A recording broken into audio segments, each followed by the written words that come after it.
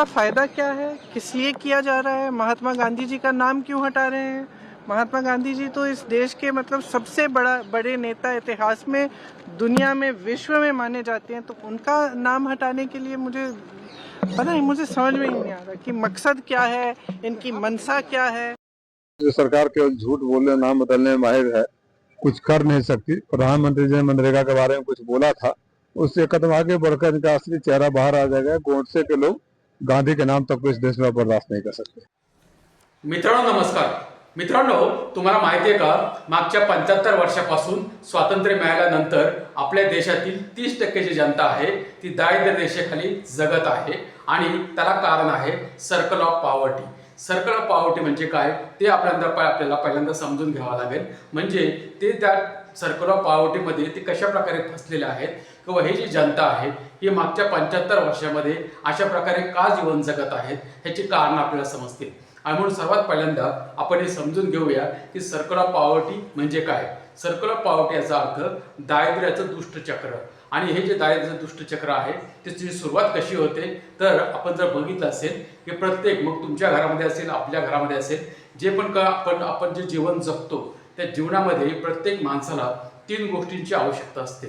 जेव्हा तो लहान असेल तेव्हा त्याला आरोग्याची आवश्यकता असते, जेव्हा तो मोठा व्हायला लागतो तेव्हा शिक्षणाची गरज असते, आणि जेव्हा तो शिकून मोठा होतो तेव्हा त्याला रोजगाराची गरज असते। कारण हे जे सर्कल जर तुम्ही बघितलं ते सर्कल हे एकमेकाशी निगडीत आहे। कारण जर आरोग्य चांगलं असेल तर तो घराबाहेर जाऊ शकतो, जर त्याला शिक्षण मिळालं तर त्याला रोजगार मिळू शकतो, जर त्याला रोजगार मिळालं तर तो आपलं जीवन जे आहे ते स्वाभिमानाने आणि चांगल्या प्रकारे जगू शकतो। परंतु ह्याचं जर उलटं तुम्ही जर बघितलं तर जर आरोग्य नसेल तर तो घराबाहेर निघू शकणार नाही, जर त्याला शिक्षण मिळालं नाही तर त्याला रोजगार मिळणार नाही, आणि ज्यावेळेस त्याला रोजगार मिळणार नाही त्यावेळेस तो नेहमी म्हणजे आयुष्यभर तो दुसऱ्यावर अवलंबून राहतो, किंवा जी काही पॉवर्टी आहे किंवा जे दारिद्र्य आहे त्या दारिद्र्यामध्ये जीवन जगण्यासाठी त्याला मजबुरीने का होईना पण त्याला जगावं लागतं। आणि म्हणून हे जे दुष्टचक्र आहे दारिद्र्याचं हे मागच्या 75 वर्षामध्ये 30% लोक जे आपल्या देशातले आहेत त्यांच्या नशिबाला हे आलेलं आहे। आणि त्याच्यामध्ये तुम्ही जर बघितलं असेल ते जे काही राजकीय नेते आहेत, पुढारी आहेत किंवा जे राजकीय पक्ष आहेत ते फक्त एकमेकांवर आरोप आणि प्रत्यारोप करतात। तुम्ही जर बघितलं असेल तर असा आरोप केला जातो की गरिबी हटवायचा नारा दिला परंतु आजपर्यंत गरिबी हटली नाही, आणि ज्यांनी हा नारा दिला त्यांनी जर काही ना काही प्रयत्न हे गरिबी हटवण्यासाठी केलेत किंवा काही ना काही योजना या मागच्या 70-75 वर्षामध्ये ह्या कंटिन्यूस चालू ठेवलेल्या होत्या। परंतु मागच्या 10-11 वर्षामध्ये तुम्ही जर बघितलं असेल तर दारिद्र्य निर्मूलनाचं कार्य हे किती मोठ्या प्रमाणावर झालंय ह्याचा जर तुम्ही विचार केला तर ज्यांनी नावं ठेवले किंवा जे नावं ठेवतात दुसऱ्यांना की गरिबी हटवायचा नारा दिला त्यांनी गरिबांनाच हटवलं। आता ज्या योजना चालू आहेत किंवा ज्या प्रकारचा एक बेनिफिशियरी क्लास मागच्या 10-11 वर्षामध्ये तयार करण्याचा प्रयत्न झालेला आहे, ह्या जो बेनिफिशियरी क्लास आहे त्याच्यामध्ये कोणाला मोफत संडास दिलाय, कोणाला बँकेचं अकाउंट काढून दिलंय, कोणाला एक प्रकारे ज्याला म्हणतात ना गॅस सिलेंडर दिलेला आहे, कोणाला घरं दिलेले आहेत, आणि त्यांना सांगितलेलं आहे की आता तुम्ही श्रीमंत झालेला आहात कारण तुम्हाला संडास मिळाले, तुम्हाला सिलेंडर मिळाले, तुम्हाला घर मिळाले, त्यामुळे तुम्ही दारिद्र्य रेषेच्या बाहेर निघालेले आहात आणि आता तुम्ही गरीब राहिलेले आहेत। असे 25 करोड लोकांमध्ये नीती आयोगाचा एक रिपोर्ट होता की असे 25 करोड लोक आम्ही गरिबीच्या रेषेच्या बाहेर काढले, हे सरकारचं म्हणणं होतं। परंतु ज्यावेळेस आकडेवारी जाहीर करायला सांगितलं डिस्ट्रिक्ट वाईज किंवा प्रत्येक जिल्ह्यावाईज आकडेवारी जाहीर झाली पाहिजे, ती मात्र सरकारने आजपर्यंत जाहीर केलेली नाही। त्यामुळे नक्की कोणाला ह्याच्या योजनांचा फायदा होतोय हे समजायला मार्ग नाही। परंतु त्यामध्ये न जाता आज आपण या सर्कल ऑफ पॉवर्टीवर का बोलतोय किंवा आज हा विषय आपल्याला घेण्याची गरज काय पडली, ह्या कारण आहे मनरेगा जो कायदा आहे तो काँग्रेसच्या काळामध्ये 20 वर्षापूर्वी तो बनवला गेला, परंतु 15 वर्षापूर्वी हा जो कायदा आहे MNREGA, Mahatma Gandhi rural employment guarantee mission या नावाने हा कायदा होता की त्याच्यामध्ये जे 100 दिवसचा जो ग्रामीण लोकांना जो रोजगार आहे तो त्या ग्रामीण लोकांना रोजगार मिळाला पाहिजे। आता ह्याच्यामध्ये 2 भाग आहेत, एक आहे शहरी गरीब आणि दुसरा आहे ग्रामीण गरीब। आणि म्हणून आपल्या संविधानामध्ये एक तरतूद आहे की असे जे लोक आहेत मग ग्रामीण भागामध्ये किंवा शहरी भागामध्ये राहणारे यांना रोजगार मिळाला पाहिजे किंवा रोजगाराची गॅरंटी असली पाहिजे। यासाठी संविधानामध्ये जी तरतूद केली त्यानुसार जो संविधान दुरुस्ती झाली 73 आणि 74वी, त्याच्यानुसार एक ग्रामपंचायत आणि ग्रामसभा म्हणजे ज्याला पंचायत राज कायदा हा निर्माण करण्यात आला आणि त्यानंतर शहरी जो काही सुधार कायदा आहे तो सुद्धा निर्माण करण्यात आला आणि त्याच्यामधून एक पंचायत राज ही जी व्यवस्था ही ग्रामीण भागामध्ये सुरू करण्यात आली. परंतु जर मागच्या 15-20 वर्षामध्ये तुम्ही जर बघितलं असेल तर हा जो मनरेगा कायदा आहे तो करण्यामागचा उद्देश सरकारने त्यावेळेस जो सांगितला आणि मागच्या 10-15 वर्षामध्ये तुम्ही जर बघितलं असेल तर त्यामध्ये जे काही रोजगार देण्याचा एक प्रकार आहे किंवा ज्याला आपण म्हणतो की शहरांमध्ये तुम्ही जर बघितलं असेल तर शहरांमध्ये जे गरीब आहेत किंवा जे झोपडपट्टीमध्ये राहतात किंवा जे दारिद्र्य रेषेखाली राहतात ते जे लोक आहेत त्यांना जेव्हा रोजगाराचा प्रश्न येतो तर तुम्ही बघितलं असेल गावात ते लोक जास्त करून शहराकडे येतात कारण त्यामुळे त्यांना रोजगारासाठी ते लोक येतात किंवा जे स्थलांतरित मजूर असतात ते सुद्धा रोजगारासाठीच एका राज्यातून दुसऱ्या राज्यात जातात. परंतु त्यामागे जाण्याचा उद्देश हा असतो की जे मोठी शहरं असतात त्या मोठ्या शहरांमध्ये काही ना काही रोजगार करता येतो. मग हमाली असेल किंवा लेबर वर्क असेल काही ना काही त्यांना त्या ठिकाणी रोजगार मिळतो किंवा ज्या महिला असतात त्या महिलांनासुद्धा घरकाम म्हणा किंवा इतर कोणत्याही मार्गाने त्यांना पैसा कमवायची थोडी का होईना संधी मिळते. परंतु खेडेगावामध्ये त्या प्रकारची परिस्थिती नसते कारण खेडेगावामध्ये जास्तीत जास्त ग्रामीण अर्थव्यवस्थेमध्ये शहराप्रमाणे नाही तर ग्रामीण अर्थव्यवस्थेमध्ये शेतीवर अवलंबून राहणारे मजूर हे मोठ्या प्रमाणावर असतात आणि अशा लोकांना ज्यावेळेस पावसावर त्यांची जीवन हे अवलंबून असतं आणि जर पाऊस पडला तर शेती होते आणि त्या ठिकाणी मजुरी त्यांना मिळते किंवा इतर ठिकाणची जी मजुरी आहे ती त्यांना करण्याची संधी मिळते. परंतु जर पावसाच्या अवलंबून किंवा इतर कोणत्या मार्गाने नैसर्गिक आपत्तीमुळे जर त्यांना त्या ठिकाणी रोजगार मिळाला नाही तर मात्र त्यांना एकदम म्हणजे जगणं सुद्धा अवघड होऊन जातं. आणि म्हणून हे जे Mahatma Gandhi rural development mission होतं त्याच्यानुसार 100 दिवसाची गॅरंटी ही त्या ग्रामीण लोकांना दिलेली होती की तुम्हाला 100 दिवसाचा रोजगार हा सरकारतर्फे दिला जाईल. मग त्याच्यामध्ये रस्ते बांधणी असेल, विहिरी खणणं असेल, कॅनॉल बांधणे असेल किंवा जे ग्रामसभा आणि त्या ग्रामपंचायतीला हे अधिकार दिलेले होते की तुम्हाला तुमच्या गावामध्ये जे पण काय अशा गरज आहे ती तुम्ही ग्रामसभेमध्ये ठराव पास करा आणि तुम्हाला केंद्र सरकार आणि राज्य सरकार हे दोन्ही मिळून त्या ठिकाणी बजेट देत आहेत आणि तुम्हाला त्या ठिकाणी तुम्हाला ते काम मिळेल याची गॅरंटी देणारा हा कायदा हा मनरेगा कायदा केलेला होता. परंतु तुम्ही जर बघितलं असेल तर मागच्या 10-15 वर्षामध्ये हे जे म्हणजे विशेष करून हे जे नवीन सरकार नवीन न्यू इंडियावालं किंवा ज्या म्हणतात ना नया भारतवाले ते जेव्हापासून आले तेव्हापासून हे जे काय मनरेगाचं बजेट आहे ते कमी करत गेले आणि त्यानंतर जो फंड आहे तो कमी होत गेला आणि जो दिवस आहे जे 100 दिवसाची गॅरंटी होती ती पण 40-42 दिवसांवर आली आणि आता त्यानंतर जो काही भाग होता तो त्याच्यामध्ये 2-4 गोष्टी ह्या महत्त्वाच्या होत्या की त्याच्यामध्ये 100 दिवसाची जो काही रोजगाराची गॅरंटी होती ग्रामीण लोकांना ग्रामीण मजुरांना ती त्याच्यामध्ये होती. दुसरी गोष्ट त्याच्यामध्ये जो महत्त्वाचा भाग होता तो हा होता की 90% जो वाटा होता बजेटचा तो केंद्र सरकारचा होता आणि 10% जो वाटा होता तो राज्य सरकारचा होता आणि त्याच्यानुसार जास्तीत जास्त वाटा हा केंद्राला दिला होता.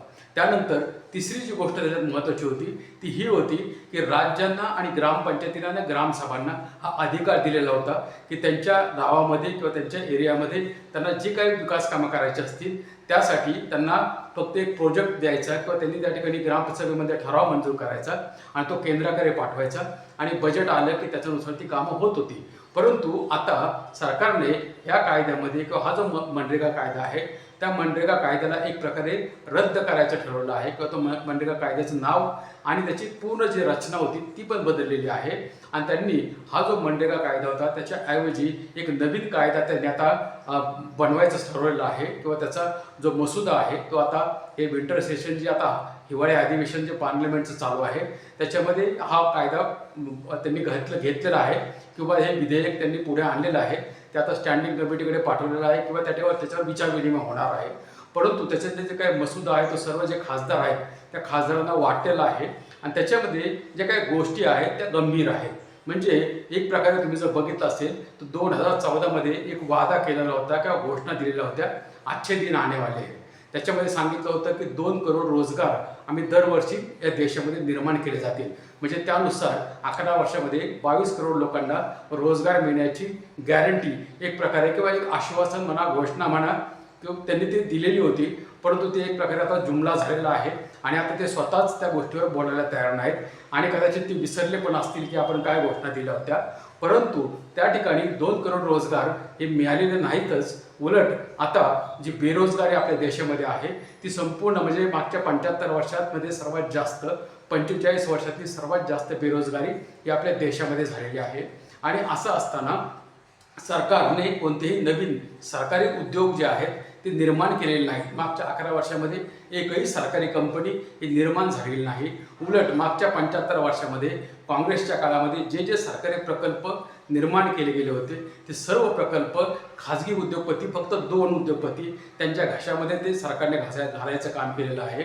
आणि त्या सरकारला जल, जंगल, जमीन हे संपूर्ण हे फक्त ह्या 2 उद्योगपतींच्या घशात घालायचं काम हे सध्या देशामध्ये चालू आहे.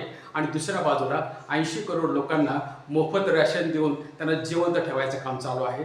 त्यांना एक बेनिफिशियरी क्लास ज्याला म्हणतात ना की सरकारच्या पुढं त्यांनी भिकाऱ्याच्या अवस्थेमध्ये समोर हात पसरून उभं राहायचं, अशा प्रकारची परिस्थिती आपल्या देशामध्ये आहे. आणि दुसऱ्या बाजूला आता हा जो नवीन कायदा की जो त्याच्यामध्ये रोजगाराची गॅरंटी देणारा जो कायदा होता त्याच्यामध्ये त्यांनी काय केलेलं आहे, एक चालाकी केलेली आहे. आणि त्याच्यावर आता जो विरोधी पक्ष आहे, इंडिया अलायन्स आहे, त्यांचे 3-4 ऑब्जेक्शन त्याच्यावर आहेत. त्यांचं म्हणणं हे आहे की जे काय महात्मा गांधींच्या नावाने ही योजना होती, तुम्ही ती योजना बदलली का, आणि जे नवीन नाव टाकलेलं आहे ते विशेष आहे, ते लोकांनी समजून घेतलं पाहिजे. नवीन नाव काय टाकले तर त्याच्यामध्ये विकसित भारत जी रामजी, विकसित भारत जी रामजी. आता हे जे जी रामजी आहे हे अशा त्याचं जर तुम्ही जर फुल फॉर्म जर केला तर तो वेगळा येतोय, परंतु ज्यावेळेस कायद्याचं नाव घेतलं जाईल ते रामजीच्या नावाने येतंय. आणि त्याच्यावर सुद्धा त्या ठिकाणी एक प्रकारे ऑब्जेक्शन हे विरोधी पक्षाने घेतलेलं आहे. आणि हा जो नवीन नाव आहे ते विकसित भारत आणि जी रामजी म्हणजे ग्रामीण रोजगार आजीविका मिशन अशा नावाचं त्यांनी एक ते जुळवलंय. आणि ते जुळून अशा प्रकारे आलंय की ते विकसित भारत आणि जी रामजी अशा प्रकारे ते आलेलं आहे. आणि त्याच्यामध्ये त्यांनी जे प्रोव्हिजन्स केलेले आहेत त्या खतरनाक आहेत किंवा गंभीर आहेत. आणि त्याच्यामुळं ही जी काय ग्रामीण रोजगाराची जी गॅरंटी आहे ती संपल्यात जमा होईल. कारण त्यांनी काय सांगितलं आहे की 100 दिवस पहिल्यांदा रोजगाराची गॅरंटी होती, ते आता आम्ही 125 दिवस देणार. म्हणजे थोडक्यामध्ये काय आहे की लोकांना असं वाटतंय की 125 दिवस आपल्याला सरकार रोजगार देणार. परंतु त्याचा दुसरा भाग असा आहे की त्यांनी त्याच्यामध्ये दुसरी अशी तरतूद केली की 60 दिवस मात्र ज्यावेळेस सुगीचे दिवस असतात किंवा ज्यावेळेस शेतमजूर हे शेतीमध्ये हंगामाच्या वेळेस ज्यावेळेस पेरणी आणि कापणी ही केली जाते शेतीमध्ये त्यावेळेस शेतमजूर मिळत नाहीत. आणि म्हणून हे जे 60 दिवस आहेत त्याच्यामध्ये ही जी रोजगाराची गॅरंटी हा कायदा लागू होणार नाही किंवा त्या मजुरांना कंपल्सरी शेतीमध्येच काम करावं लागेल. म्हणजे 60 दिवस तिकडे गेले म्हणजे गॅरंटी किती दिवसाची राहिली, 75 दिवसाची राहिली. म्हणजे एक प्रकारे अशा अटी आणि त्यांनी शर्ती त्याच्यामध्ये टाकलेल्या आहेत. दुसरी गोष्ट त्यांनी ज्याच्यावर विरोधी पक्षांचा आक्षेप आहे तो हा आहे की ही जी गॅरंटी आहे ती तुम्ही म्हणताय की आम्ही 125 दिवस देणार, परंतु पैशाचं त्याच्यामध्ये कुठलीही गॅरंटी नाही. कारण मनरेगा जो कायदा होता त्याच्यामध्ये किमान मजुरी किती असेल त्याची एक गॅरंटी दिली होती, 279 का 289 रुपये अशा प्रकारे एक गॅरंटी होती. म्हणजे जवळपास 300 रुपये ही मजुरी ही दिली पाहिजे अशी गॅरंटी होती. परंतु केंद्र सरकारने आता जो नवीन कायदा केला आहे त्याच्यामध्ये किती मजुरी दिली जावी या बाबतीमध्ये काही लिहिलेलं नाही आहे. त्याच्यानंतर पुढची जी गोष्ट आहे ती महत्त्वाची आहे. म्हणजे पहिल्यांदा जो कायदा होता त्याच्यामध्ये 90 आणि 10 हा रेशो होता. म्हणजे केंद्र सरकार 90% बजेट द्यायचं, 10% महाराष्ट्र सरकार द्यायचं किंवा जे काही राज्य सरकार असेल ते द्यायचं. परंतु आता हा जो नवीन कायदा आहे त्याच्यामध्ये असं सांगितलेलं आहे की 60 आणि 40 म्हणजे केंद्र सरकार 60% देणार आणि 40% हे बजेट जे कोण देणार, राज्य सरकार देणार. आणि ह्याचा अर्थ काय झाला की 50-50 झाल्यासारखं जमा आहे. परंतु ह्याच्यामध्ये तुम्ही जर बघितलं असेल तर आज केंद्रावर 250 लाख कोटीचं कर्ज आहे आणि वर्ल्ड बँकेने आपल्या देशाला एक जे रँक दिलेली आहे की सर्वात जास्त कर्ज घेणारा देश हा भारत देश ठरलेला आहे. अशी आपल्या देशाची परिस्थिती आहे. आणि दुसऱ्या बाजूला सगळे राज्य, तुम्ही एकही राज्य असं नाही की 29 राज्यापैकी कोणतेही राज्य उचला त्या प्रत्येक राज्यावर किमान 5-10 लाख कोटीचं कर्ज आहे. अशी जी परिस्थिती आहे म्हणजे संपूर्ण देश एक प्रकारे कर्जबाजारी आहे आणि अशा प्रकारे या ठिकाणी योजना ही घोषणा केलेली आहे. आपण जर महाराष्ट्राचं उदाहरण घेतलं तर महाराष्ट्रामध्ये लाडकी बहीण योजना ही जी महाराष्ट्राची आता 2024ची निवडणूक झाली त्यावेळेस हे सांगितलं होतं की आम्ही तुम्हाला 1500 रुपये आता देणार आणि निवडणूक झाल्यानंतर आमचं सरकार बनलं की आम्ही तुम्हाला 2100 रुपये देणार. आता जर तुम्ही बघितलं तर हे जे 1500 रुपये आहेत ते देण्यासाठी सरकार रडत आहे आणि अर्थमंत्री जे आहेत आपल्या राज्याचे ते म्हणतात की तिजोरीमध्ये खडखडाट आहे, आम्ही कुठून द्यायचं. आता 2100 रुपये देणं तर लांबच राहिलं, 1500 रुपये मिळतील का नाही ह्याची पण गॅरंटी नाही. आणि त्या लाडक्या बहिणी महाराष्ट्रातल्या त्यांच्या नावाने आता एक प्रकारे खडी फोडत आहेत की तुम्ही आम्हाला फसवलं म्हणून. आता ही परिस्थिती आपल्या राज्यात आहे. आणि आता परत जर सांगितलं की महाराष्ट्रातले जे काही ग्रामीण भागामध्ये जे मजूर आहेत त्यांना तुम्ही एक प्रकारे 40% वाटा राज्याने उचलायचा किंवा संपूर्ण देशातले सर्व राज्यांनी हे करायचं, तर ते त्या लोकांनी जर सांगितलं उद्या आमच्याकडे पैसे नाही तर ह्याचा अर्थ ही जी 75 दिवसाची गॅरंटी आहे ती पण अशीच राहणार आणि ती योजना बंद झाल्यास जमा होणार. आणि ही जी परिस्थिती आहे ही संपूर्ण देशामध्ये अशाच प्रकारे हे होऊ शकते. त्यानंतर तिसरा जो महत्त्वाचा प्रश्न आहे तो ह्याच्यामध्ये खूप गंभीर आहे, कारण जो घटना दुरुस्ती झाली 73 आणि 74वी त्याच्यानुसार हा जो पंचायत राज कायदा आहे हा संविधानिक बनवलेला आहे. त्याच्यामध्ये कोणालाही बदल करता येणार नाही आणि जे अधिकार ग्रामसभेला दिलेले आहेत, ग्रामपंचायतीला दिलेले आहेत, त्या अधिकार एक संसदेप्रमाणे अधिकार आहेत. त्याला पूर्ण अधिकार हा त्या ग्रामसभेला आहे आणि ते जे काही डिसिजन घेऊ शकतात ते त्यांच्या पातळीवर, म्हणून त्याला स्थानिक स्वराज्य संस्था म्हटलं जातं की स्थानिक लेवलवर जे पण तुम्हाला काय करायचं आहे तुम्ही करू शकता. तो अधिकार 73 आणि 74व्या घटना दुरुस्तीने दिलेला आहे. मग अपेक्षा काय होती की सरकारने नवीन कायद्यानुसार हे करणं आवश्यक होतं की तुम्हाला जे काही स्थानिक स्वराज्य संस्थेच्या नियमानुसार किंवा 73व्या घटना दुरुस्तीनुसार पंचायतीमध्ये तुम्ही तुमचे निर्णय करा, तुम्हाला जे काय प्रोजेक्ट पाहिजे ते आम्ही करू. परंतु केंद्राने आता हे सर्व म्हणजे तो नियम जो आहे तो सत्तेचं विकेंद्रीकरण हा करणारा कायदा तो आहे. परंतु सरकार हे फक्त सत्तेचं केंद्रीकरण करायच्या मागे लागलेले आहे. म्हणजे थोडक्यामध्ये तुम्ही एक गोष्ट समजून घेतली पाहिजे की जो काही पैसा किंवा जो देश चालतो तो कोणाच्या पैशावर चालतो, लोकांच्या पैशावर चालतो. देशाचे जे टॅक्स पेअर आहेत आपण तुम्ही आम्ही जे आहोत आपल्या पैशांवर हा देश चालतो, आपल्या मतांवर आणि आपल्या नोटवर. वोट आणि नोट ही आपली असते आणि त्याच्यावर हा देश उभा राहिला किंवा देश हा चालतो.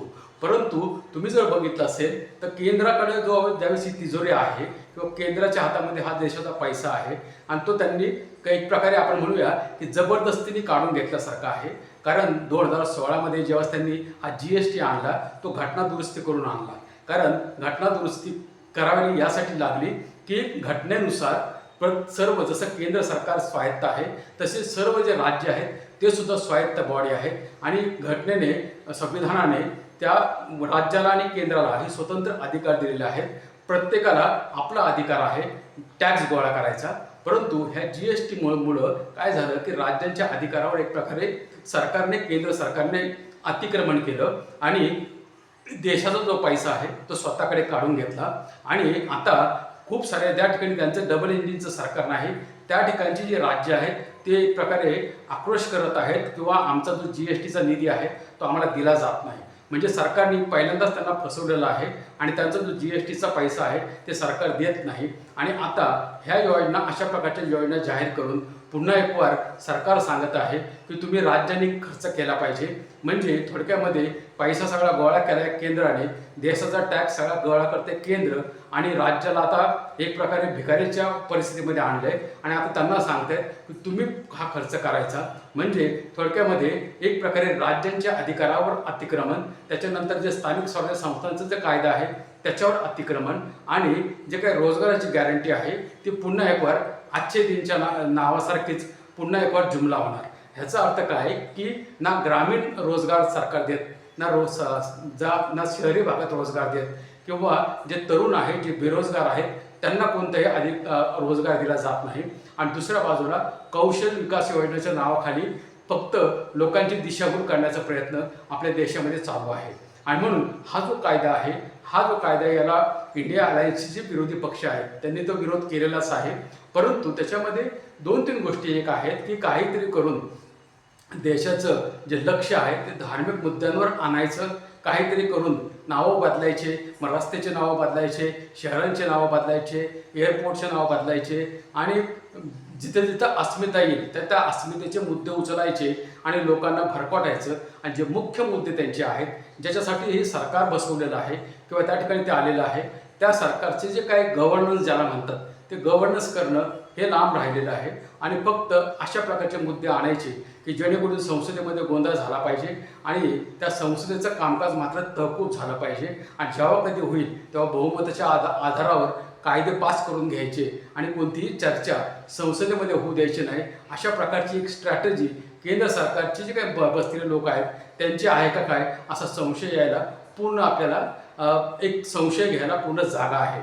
आणि म्हणून हा जो कायदा नवीन येतोय तो मनरेगा बदलून जी रामजी, हा नक्कीच निश्चितपणाने जे ग्रामीण रोजगार आहे त्याच्यावर एक प्रकारे परिणाम करणार आहे. आणि येणाऱ्या दिवसामध्ये जे काही आता लोकांना थोडाफार रोजगार मिळत होता तो सुद्धा मिळेल की नाही याची गॅरंटी नाही. आणि म्हणून लोकांनीच आता याचा विचार केला पाहिजे की आपला जे काही रोजगार आहे, म्हणजे जसं रोजगाराची गॅरंटी तर आता गेल्याच जमा आहे आणि जसं दुसरा नारा त्यांचा आहे आत्मनिर्भर व्हा, तो आत्मनिर्भरचा नारा लोकांनी करावा.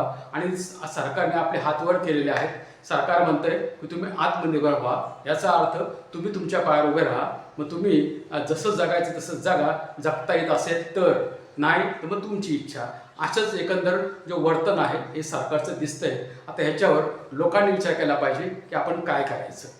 भेटूया आपण. तुम्हाला काय वाटतं, तुमचे विचार तुम्ही व्हिडिओमध्ये कमेंट करून सांगू शकता. जर व्हिडिओ आवडला तर त्याला लाईक करा, शेअर करा आणि कमेंट करा. भेटूया आपण दुसऱ्या व्हिडिओमध्ये दुसऱ्या विषयासह. तोपर्यंत धन्यवाद.